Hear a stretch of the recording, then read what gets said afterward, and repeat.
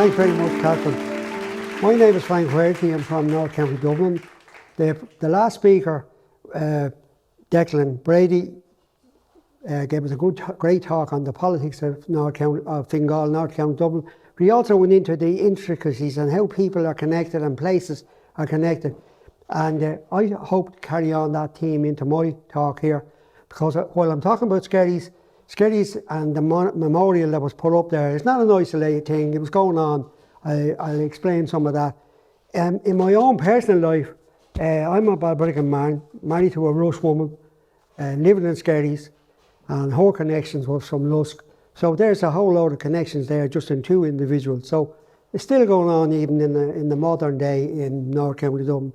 And the new people who are coming here, in time they will have all these connections as well.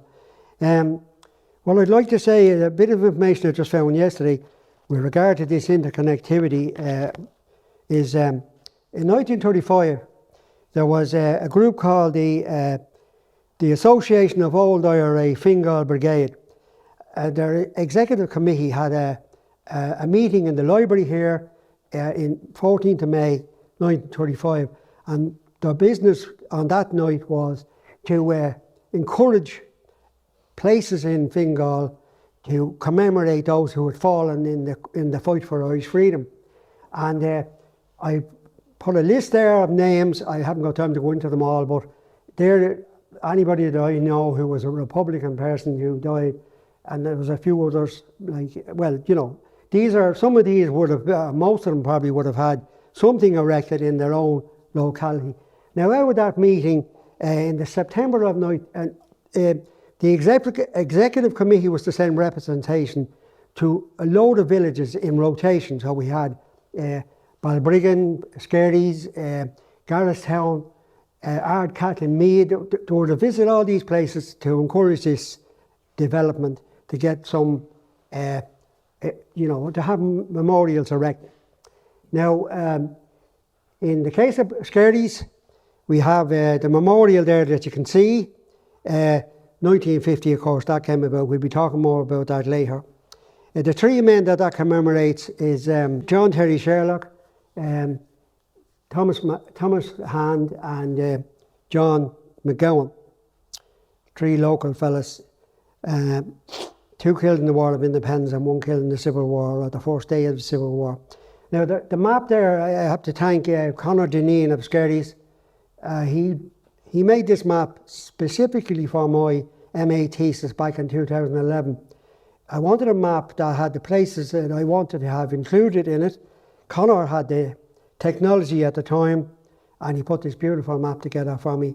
It's in the book there, that book, which was published in 2013. That came out of my MA thesis, and the map is in it, but albeit it's in black and white, and it doesn't have the railway in it because the technology at the time that Conor was using would not put in the railway wherever. We just couldn't get it to put in the railway. But anyway, that's the situation there.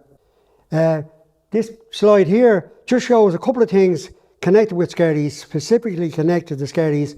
There's a photograph there of National Volunteers marching in Skerries in August 1914. They had been at the Holt gun running on the 26th of July, and they got 50 Holt Mauser rifles. They brought them back to Skerries, and here they are out there showing themselves and showing their Mauser rifles.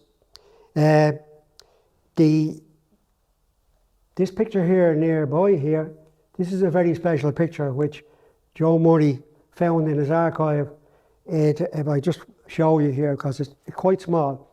In 1916, when the 5th Battalion under Thomas Ashe was coming to Skerries, they were on their way to Skerries to disable the Marconi radio station in the town. It was a very important facility, even though it doesn't look much there, in amongst the field of haycocks, I suppose. But that was where that would have links from Dublin Castle and Larne, and I don't know whether technology then would enable them to talk to London, but anyway, that was going to be knocked out. Several of the Irish volunteers in Skerries were held back until the Wednesday because they were staying in the town to assist Thomas Ashe when he would come to knock this out. But in the event, 200 North Staffordshire soldiers were landed on the harbour in Skerries, and they fortified the town, and of course they fortified this as well, and Ash took his team of men, his battalion elsewhere. This photograph is a rare, this has only recently come out, Joe Murray here at the bottom. First of all, a lot of the content of this talk comes from the man at the top. That's James Murray, Joe's father. Of course, James is dead since 1966, I think. Joe then made the material available to me, and I said, Joe, you must have a picture of the Marconi radio station somewhere in your files, but he had so many photographs that it took him a while to get to it, but he did in the end. Now you'll notice that there are no big huge aerials coming up out of it or a big fancy thing. There was apparently 10 operators working around the clock in that, radio operators, and that was the way it was then. Jumped one too many. The top image there is of the Coast Guard station, and that was burnt in on the 28th of June 1921. And just to show you there, that's an old photograph of what the Coast Guard station was like in the years before that. Now on there it says Skerries Police Barracks was destroyed in February 1923. Gerard Shannon is here. Gerard has done research on that. He's given a presentation to Skerries about it, so he's the man if you want to know anything about the destruction of the police barracks in Skerries. Now this is Terry Sherlock, John Terry Sherlock. I'll quickly run through these because I need to get on to the memorial. But in any case, the image on the far left there, that was put up in 1921. It was a marble cross, and it didn't survive. It was supplanted by a more recent wall plaque. Well, I say recent, I mean, I don't know exactly when that got damaged or whatever, but that was the original one. Up at the top then you have what I think was on the Sherlock grave before the present day headstone went there. And then the next one is the headstone. Terry Sherlock is in there along with members of his family. Now, for those who don't know the Holmpatrick Cemetery, keep that ruined church in the background in your mind, because if you want to go down there and have a look at these things, I've tried to have the photographs showing the church in the background, so it gives you sort of, it's in the middle of the cemetery, so it gives you something to go by. Now, this one here is the field where Terry was shot, and subsequently that was built over in 1950, and the housing estate, local authority housing estate, was called Sherlock Park in honour of Terry. And then we have a picture of Terry circa 1918. Now, Terry was killed on 27th of October 1920. Thomas Hand, I have to say that my grandmother was Thomas Hand's sister, and she was in the house when he was shot dead by the Blackened Hands on the 5th of December 1920. And the picture down below is one I took in 2005 when I was doing research. In the far corner of that field is where Thomas Hand's family home was. Not his own home, he had married in 1910. That photograph there shows his wife Rose, Nee Coleman. So in 1910 they married, but that's where he was born, in the corner of that field. The field is still there, but the mud wall thatched dwelling was barely there in 2005, and I wouldn't think there's anything with there now, but in any case, that's where he was born. This is where he's buried in Baldungan, and that's his wife, who lived to be 96 years of age, and there two of their children, Sheila Babs and Elizabeth, I think there. Over here we have where Rose and Thomas lived. They lived there at near the quarry in Milverton. The two houses are sort of derelict now, but they're still there. And next time, if you're going by in the car, make sure you have a look, because someday they'll be just gone. And then Thomas Hand here beside the cottage, great help to me when I was researching. He was very passionate about his father and his military deeds. Over here we have the very last picture of Thomas Hand and his wife Rose outside that cottage. 1920, there was a magazine in Dublin, I can't remember the exact thing, there was a magazine in Dublin that came down and spoke to him, and then an article appeared in the magazine, and then somehow it made its way to Chicago, and it was in a repository there, which was before, before recent developments in Google and search engines and what have you. It was practically impossible to know that was there. But anyway, down here at the bottom, the wording at the bottom there is where Thomas Hand's siblings, his elder brother Charlie, his sister Rose, and his other sister Bridget, my grandmother, they were interviewed on the day after his death, and then on the 7th of December, 1920, an article appeared in the Irish Independent. Bridget talks about Thomas trying to get out a small window of the house. There was no back door, small window in the end, gable end. You try to get out that. You're sitting duck, your head is out and your legs are in, and she goes on to relate about how he was shot in brutal fashion by the blackened hands. And then when they were sure he was dead, they hightailed it out of there just as quick as they had arrived. This one here, that's another memorial. That's a more recent memorial. That's my mother. That's Thomas Hand's niece. My mother died in March this year, so she's no longer with us. She got the job of unveiling that plaque there. And then here we have the Mauser, the Hope Mauser rifle that Thomas Hand brought back to Skerries from the Hope gun running. This one is about John Jack McGowan, Reginald McGowan. He was born on the 2nd of September 1900 across Street, Skerries. He was involved with the Skerries companies of Irish volunteers. Was involved in anything they were up to. And then in 1920, more and more black and tans were coming to Gormastown camp. I've seen a figure in the newspapers of 500 being there. 500 is a lot. And they were only a short distance away from Skerries as a crow flies. And even on the roads, they could get to Skerries pretty quick. They did seek him out in what I presume was the family home, which is the pub there, the Gladstone Inn. But he wasn't there. He had already gone into Dublin. And as far as I'm aware, and Margaret Pickup Mansfield is here, he went into Dublin, joined E Company of the 3rd Battalion, Dublin Brigade, and John Mansfield, he may have been staying with John. Margaret, do you think he was staying with John? I'm not sure. We don't. He wasn't staying too far away from him anyway. And then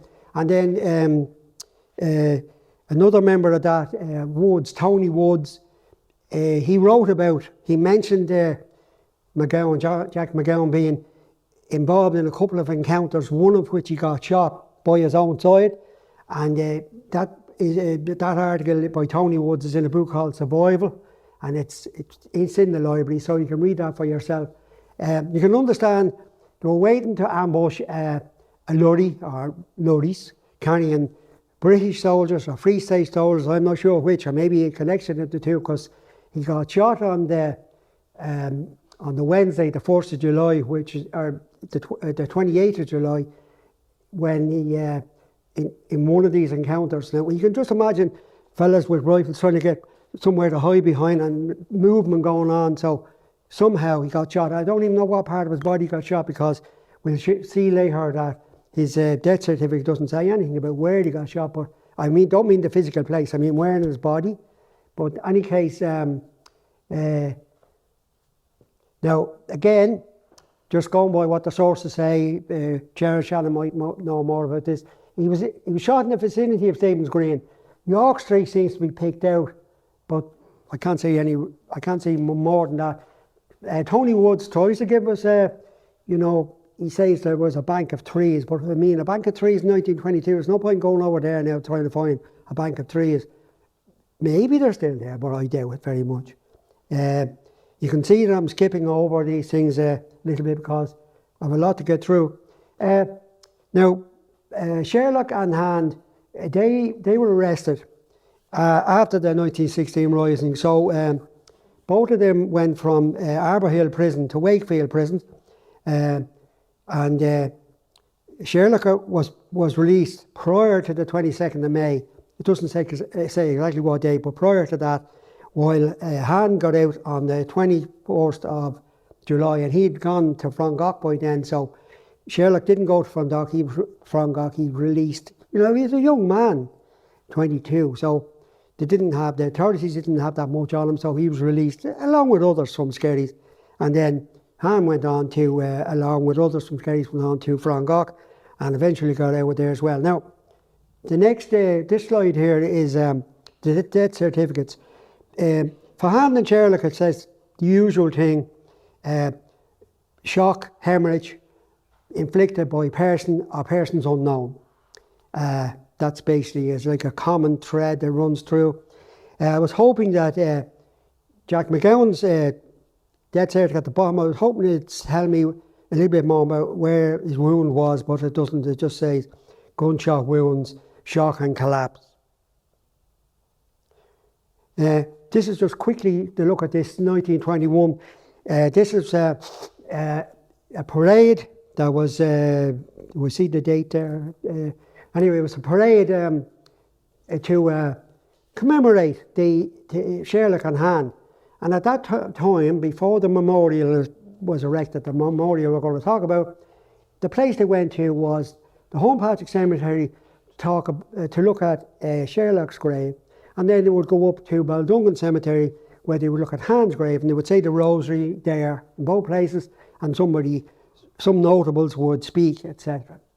But you can see that you can get an idea of the amount of people that turned out, the large turnout that was there. Now in Skerries, we have a number of circles. On this side here, this one here shows the Holmpatrick Cemetery. The middle circle here on the right hand side shows where Terry Sherlock was shot. That was a field at the time.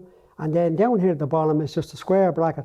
That's where the formerly Cabra cottages were renamed in 1922. They were renamed to John Sherlock Terrace. Nobody says the word John now, we just call it Sherlock Terrace. Over here we have the places where the memorial was going to be placed. If the memorial committee had a way, they would have liked to put it there. That's the top of Church Street and Strand Street. You can see quite a nice open place there.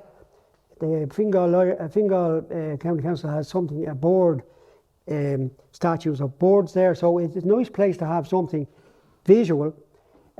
That's where the Hans Hamilton Monument is, in the centre of the town, the bottom of Strand Street.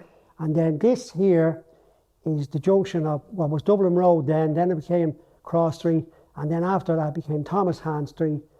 That all the way down to there, Thomas Hand Street. That was changed in 1923, and this particular spot here, that was an old pump apparently, and between that and the houses on New Street here, that's where the Memorial Committee thought they would like to have it there as well. So they were the few spots, if you like. Am I missing anything else there now? Okay, now the memorial that we're going to say that was erected, the connection, it was designed by Albert Power. And Albert Power, anybody who's into sculpture or into art, stonework or that sort of thing in the environment will know about Albert Power, a very fine sculptor in his day and a member of the RHA, etc. Now, what people don't necessarily know, and the biographies about Albert Power, which I've read, they don't really tell us that he had a brother living in Skerries. And his brother's Harold. Now, Harold is a year older than Albert, born in Dublin, along the quays there, Ellis's Quay, sorry. Born in Ellis's Quay.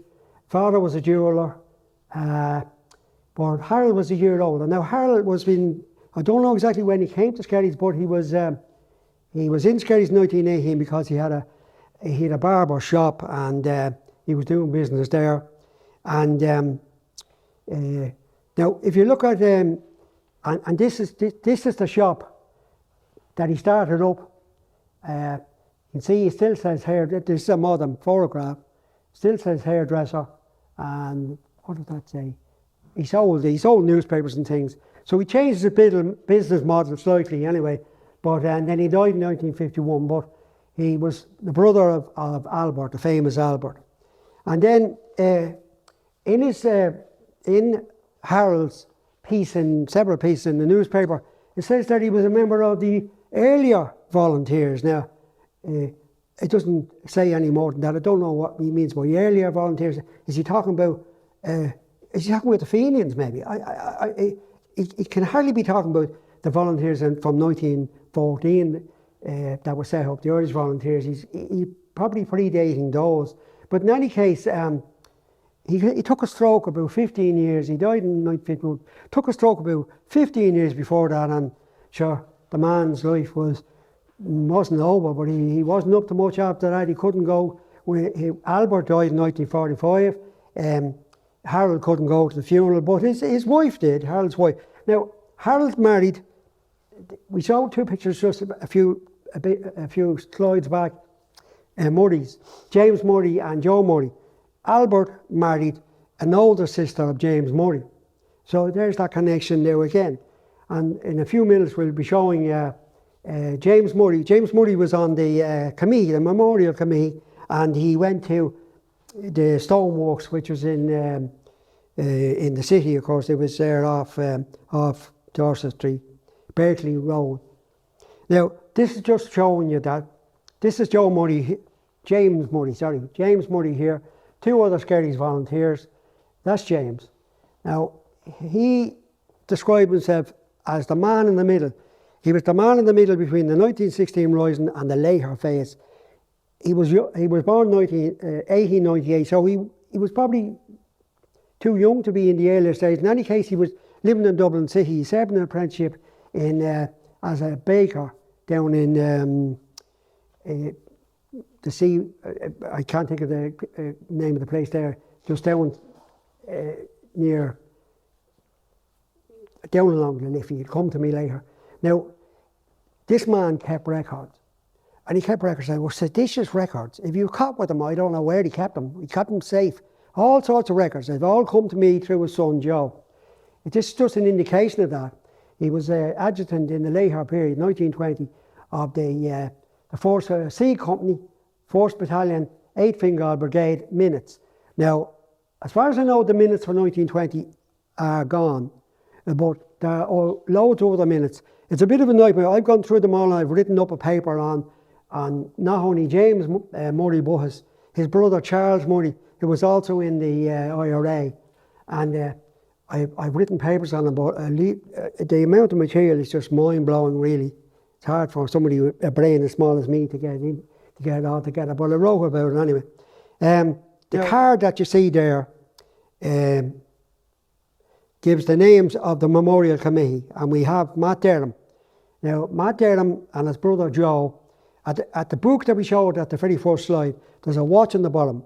If you can just remember that Joe Derham, that was the watch that was given to him when he was in the 1916 Rising in the GPO. He was made timekeeper, and that was the watch. It came from the post. They found the watch in the post. Hard to believe, but that's what Joe Derham said himself, and the watch is still within the family and so on.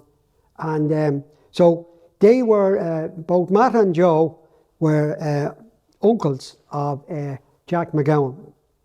Now you Peter Keane, he was a school teacher. Sean Cody, he was a school teacher as well. Sean Sherwin, I don't know what, he may be a farmer. Joseph Sieber, I don't know much. Charlie Kelly, he was in all of this carry on as well. I did 2 papers on him and his brother Joseph. And Declan Brady was talking about how some of these people found it hard to get jobs afterwards. Well, Charlie got a job in the De La Salle as caretaker in Skerries. Joe never fitted in. He found it hard to get work because he was in the movement. I think he was in prison for a time. As was Charlie Murray. He was in Newbridge for a while, went on a hunger strike. But in any case, Joseph went off to New York, and he married a woman from Ireland over there, would you believe, a Kerry woman. And the marriage subsequently broke up, and he found himself sort of drifting from one thing to another in New York.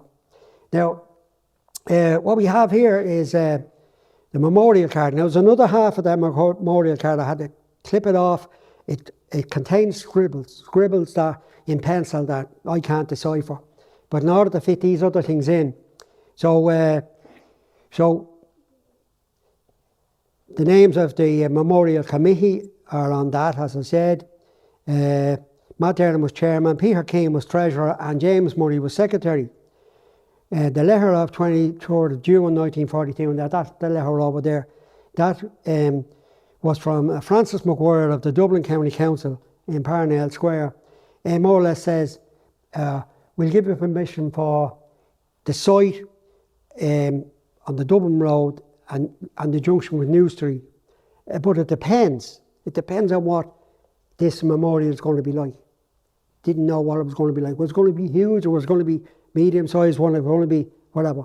As it turned out, the one that you'll find in the Holmpatrick Cemetery today is 2.5 metres, is 8.5 foot wide and 8.5 foot tall, 4 foot wide at the base, and then it tapers in and so on.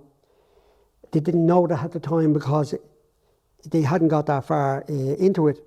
The other two notes there again have got to do with some of the stuff I'm trying to read here is not coming up. Anyway, these other two notes are saying that along the same theme, that we can tell from these that the Memorial Committee were holding meetings. They were holding meetings in the library upstairs, in the library in Skerries, where all sorts of things used to be held in the upstairs library. Now it's not used because the floorboards are not too good, but it's being redeveloped. But in any case, moving along, we have the minutes of a meeting in 1943.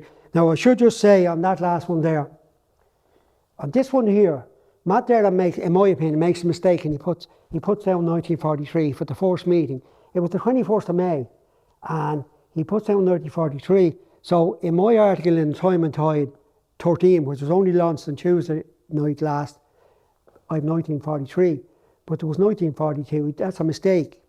Again, my opinion from looking at the records. So just to let you know there. Now, the 1943 letter then provided details of subscriptions that were handed in, and also names of members of the Skerries branch. We've already said that. And it also gives names, here. Skerries had a branch of the Fingal Old IRA Men's Welfare Society. And here's members. And some of them, not all, but some of them are members of the Memorial Committee. So he seemed to have these two bunches of men, and they were all men, and no women that I can say anything about. But they seem to be involved in the thing. So it's not just a Memorial Committee; it's this welfare society as well. Now here we have a letter. We don't have the letters that were sent. All we have is the letters that came back. This is from the Holmpatrick estate, and you can see there the land agent. His address is Kells, County Meath, and he's talking about in reply to a letter.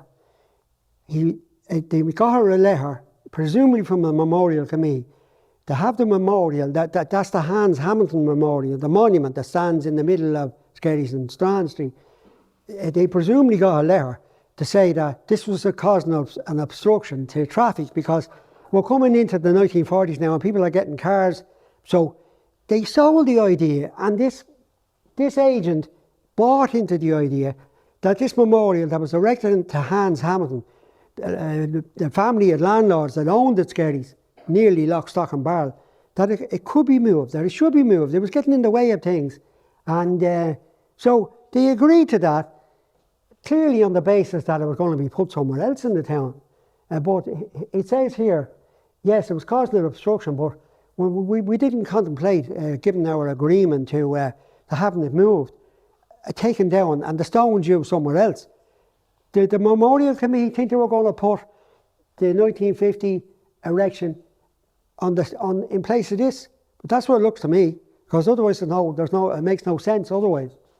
And then this one comes here from Francis McGuire to say, look, more or less, I'm butting out with this, you know, talk to the Kells people directly, the Holmpatrick estate, talk to them directly and see if you can work it out. He could see this wasn't going to be a runner.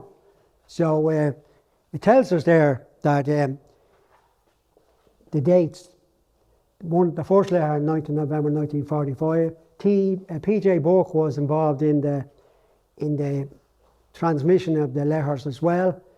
It's possible that the letters that went out could be in the archives over in Kells, if there is an archives of the Holmpatrick estate papers. I don't know. I know some of the material has been bought and sold in recent times, I think. Anyway,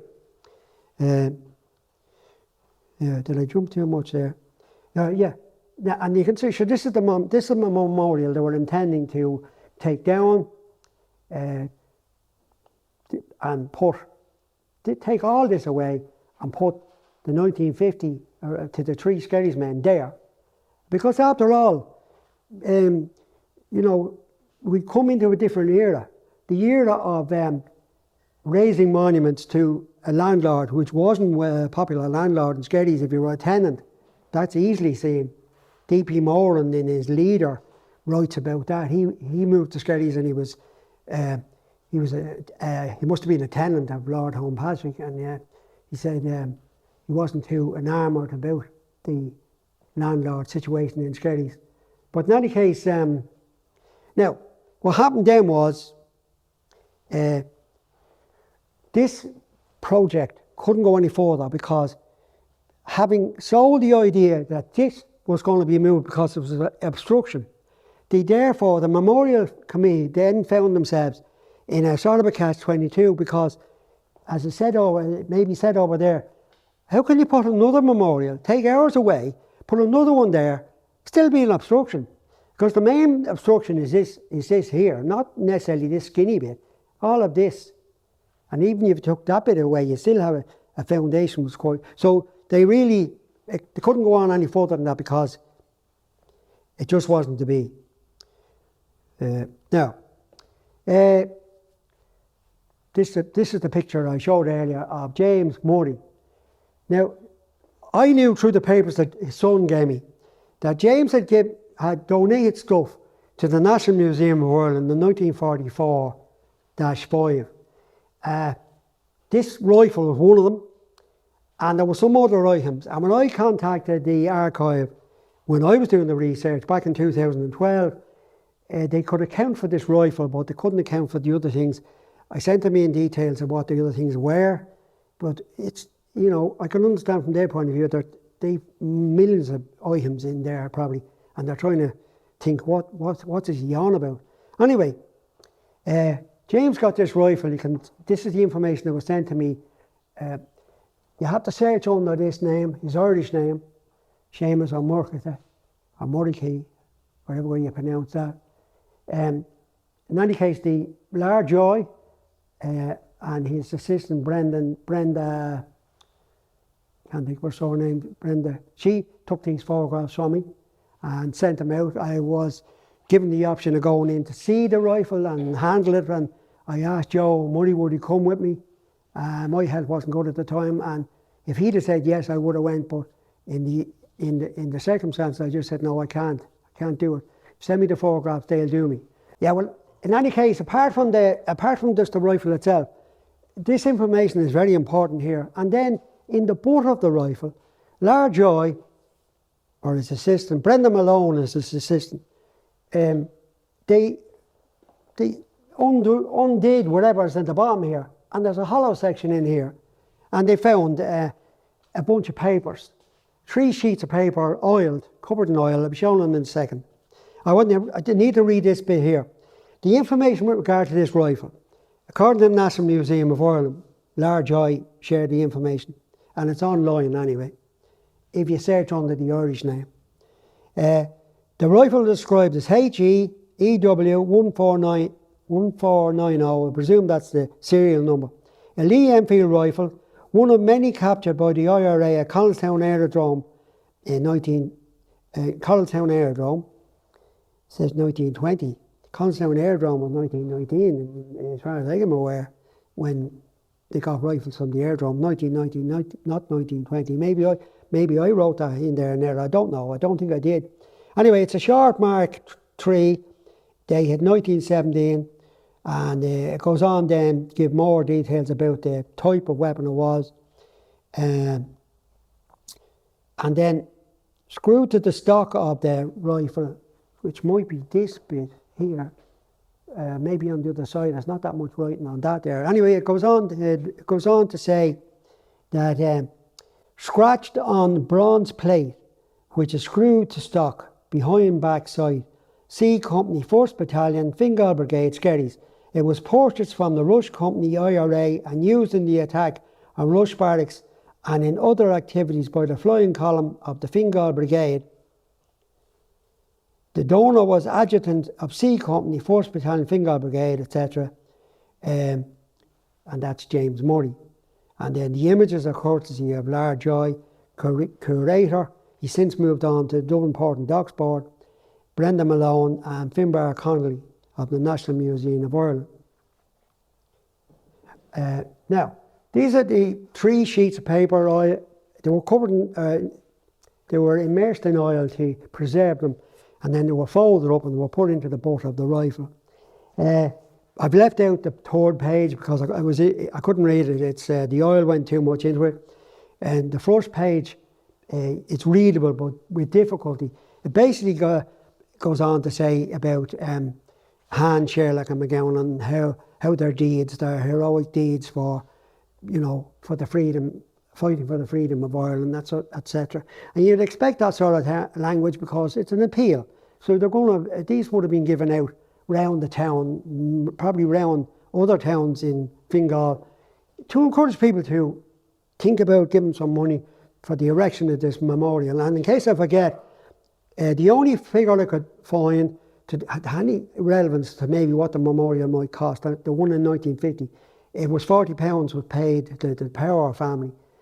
And that can be, the only figure I have that can be ascribed to pay for the sculpting and the materials and all the rest of it. This page here basically just gives the committee again. We've already seen those names. This one over here is a letter that was sent to James Murray, Secretary of the Memorial Committee. They were going to have this. Now, there was lots of fundraising went on over the years, between 1942 and 1950, right up in 1950, maybe even after, for all I know. There was different things. There was football or hurling matches between Rush and Skerries, and there was other things, but I picked this one out as being sort of the more interesting one because it was to be an event at Red Island, which was going to be on Radio Ireland, and it was between Skerries and Rush. Now, it doesn't say too much about which people were involved, but whoever was there was a priest from Skerries was on the committee, was on the Rush committee, and Skerries people would be on the Skerries committee, and then it was going to be followed, and this was on the Sunday 21st of December, and it was going to be followed by a Cayley, 10:32, and you can see that they were throwing the net out wide because you could book a seat on a bus that would bring from Drogheda, and then there was other modes of transport. They bring you from Rush and Balbriggan and all the rest. So another thing they wanted to do was get the Gaelic League involved, get them thinking about raising funds. And one of the problems they might have had in raising funds was they weren't the only ones trying to raise funds. In 1941, in Balbriggan, Lawless and Gibbons were commemorated with a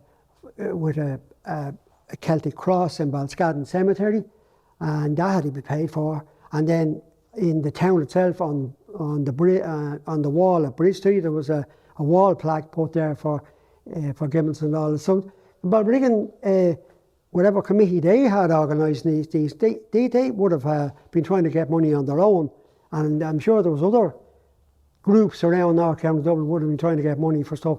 Now, James Murray and the committee, they hoped to get an act. First of all, they were getting this Albert Healy. He could play the piano, but he used to bring along with him the Thunder Brothers. Now, it's sort of interesting. I didn't have time to go into too much of it, but he brought these Thunder Brothers with him if he could. And this letter here goes in to the costs. So the cost of bringing Albert, and he could do a lot. He could do play the piano, and he could sing a couple of songs. He could introduce people. So the Thunder brothers got the elbow because it was going to cost too much. Even though Healy said he'd bring them in his own car, and that letter over there goes into that. The Marian Society in Skerries, they were also asked could they help out in some way. Have to watch the time. Now, this is James Murray here, and this is in the Berkeley Road Powers sculpting yard. So this is when it's being made. It's practically finished at this stage. And then here we have it still in the yard, giving you an indication of the way they could lift the thing up and on the old tripod method. And then here we have lots of stuff here. It's dealing with, this is dated September 1950. There's no dates on these two photographs here. This is September 1950. So this is on the cusp of the unveiling, going to be in October. And it tells us here who's going to be on the platform. Matt Derham, Sean Moran, James Murray, Michael Lynch, Dan Stapleton, he was a superintendent in Skerries.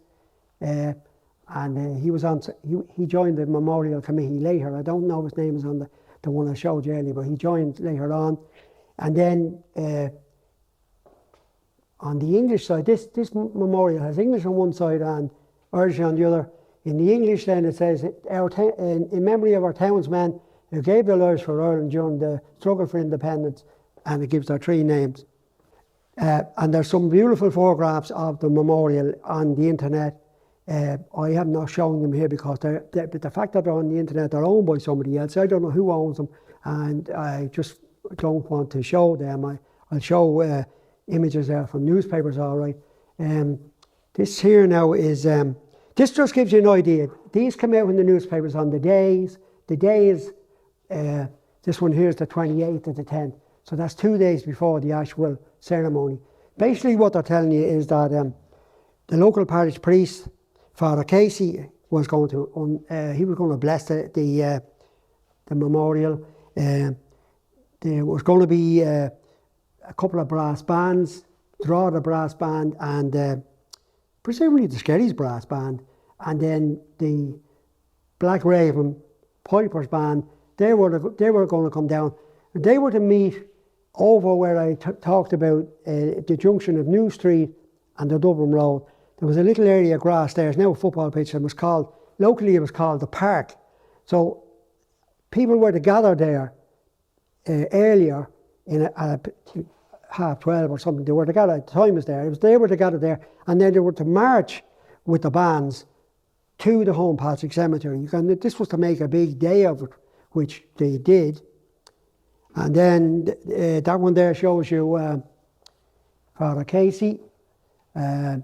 This one here gives you an indication that the gathering, the size of the gatherings for the raising of this memorial or the unveiling of it to these three men still carried a lot of weight. There's a lot of men there, a lot of people there, men and women. Like we showed 1921 earlier, and there's a big march, but there's quite a number of people there. And some of these photographs I've said are on the internet show that even to greater effect, if you like. And then that's there's a lot of information out there. We're conscious of the time, so I'm just going to keep going. Now, this photograph here, this again came from James Murray to his son Joe, and then to me. It hasn't appeared anywhere else that I'm aware of, and it shows the men that we're at been talking about. This is Matt Derham here, James Murray, I think that's Michael Lynch, and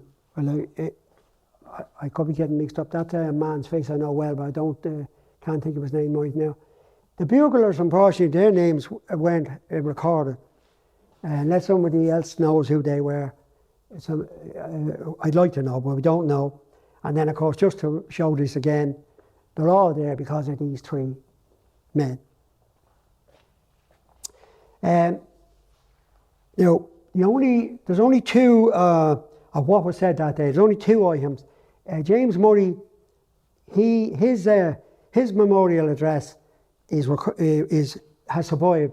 And Matt Denham gave a talk that a part of it is in the Draw the Independent, but I'm not going to really have time. I have James Murray's address, but basically he's saying, among the things he's saying is the special bravery of these three men, how it's great after all this work to be here today, unveiling this memorial. And then he says something a little bit, he says a couple of things. He says it was designed by the sons of Albert Power, not Albert himself. Albert died in 1945, so the memorial committee was already working on it. I'm in favour that there was Albert, but James Murray, maybe his mind, maybe his memory is letting him down, but anyway he says it's the sons. The sons sculpted, because Albert had died in 1945, he wasn't physically able. He got something caught in his innards, seemingly. He swallowed something, and he was dead in a matter of hours, I suppose. Just shows you how you can go. And then the other thing he said, and again, I have all the words there, so I can stand over. I haven't got time to read them out. He said, while all of the places they were trying to get this memorial, of the places in Skerries where they were trying to get this erected, he said, situated, he says, this is a quite peaceful place, where it is now in the Holmpatrick, because at the time that was erected, there was only one or two graves behind it. George Ferguson, his son told me that George Ferguson went in 1948 into that new section. There was where the people were all standing, there was no headstones there at that time. Pretty few, I mean. And then this corner, it gave them an elevated position so that these people could be up there blowing their bugles, and the area in front of the memorial is completely kept free and still is today. And so Murray had come round to the idea that this wasn't too bad of a place. People can come here and pay their respects and then go off again, and they can, it's a reflective place, quiet. Now, there's a wall plaque over there to Peter Wilson, and I was there on an Easter Sunday a few years ago, and we were dodging traffic coming this way, traffic coming that way, and that's not a problem you're going to have there. But anyway, that's... now, just a couple of things then. If you're visiting this, the memorial, just to the south of it, you'll see the graves of Harold Power and his wife Margaret. She was 13 years younger than he was, just as not making that now, but I'm just saying. And then James Murray and Joe died in 2019, I think, and he's in that grave now. So they're only in a line with the memorial that those who work to have it put there. They're all in that line. And then, if you want to find where the memorial is, if you come in the front entrance, you'll eventually come down these little steps, and if you come in from the other entrance, you will come on a wider path, and it'll bring you eventually to this central position. McGowan is on not this section. There's a third section up here behind another wall. That's where Jack McGowan is headstone buried. Now, people are still coming to this memorial. Of course, the old IRA Commemorative Society, this is the logo here, they come here on a regular basis. They go around all of North County Dublin. In 2003, they came to Skerries. They wanted Thomas Hand's son, to read the proclamation. I was doing the research at the time. The article hadn't been published. That wasn't until 2004. Thomas said, "No, I'm not doing it," but he put my name forward. Richard Hurley, he told Richard Hurley I was to read it. I got the chance to read that's me there. And Jim, what's his name? Jim has passed on since. That's Richard there. Richard went to school with my father. That's my father. That's my mother. They went to school together. Richard's gone. My father's gone. My mother's gone. And in 2019, I got an email from this man here, Tim McGowan. He says his connection is to the Sherlocks, but with that name, sure, he must be connected to the McGowans as well. Anyway, they live in California.